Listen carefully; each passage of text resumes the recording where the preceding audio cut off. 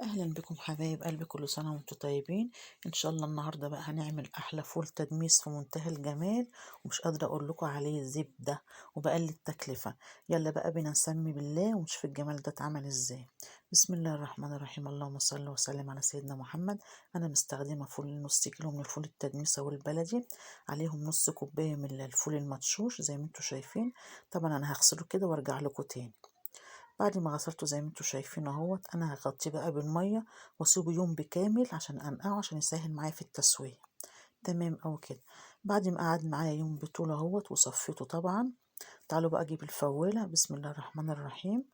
طبعا الفوالة هي تحط فيها طبعا الفول مع الفول المدشوش، وطبعا طماطمايه مقطعة 4/4، 5 فصوص من الثوم، وعليهم نص عصرة ليمونة. تمام اوي كده اهوت.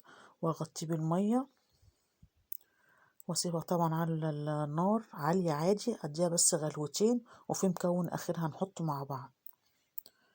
تمام اوي كده. بعد ما غليت معايا، عندي طبعا نص كوباية من العدس الاصفر، احطها كده في بولة واغسلها وارجع تاني للفوالة. طبعا زي ما انتوا شايفين هنزل على العدس كده اهوت واديها غلوتين واوطي عليها بقى واسيبها بقى ايه تستوي مع نفسها على الشعرة كده اهو. زي ما انتوا شايفين ما شاء الله عليه، خد 6 ساعات على البوتاجاز على نار هادية جدا. شايفين جميل ازاي، وطبيعي ولا الوان ولا اي حاجة. زي ما انتوا شايفين يا حبايب قلبي، جمال وزبدة ومش قادرة اقول لكم عليه. يلا بقى جربوا، قولوا لي ايه رايكم. لو عجبكم بقى الفيديو ما تنساش بقى شير ولايك واشتراك في القناة عشان تشوفوا كل جديد، واشوفكم ان شاء الله على خير الفيديو الجاي.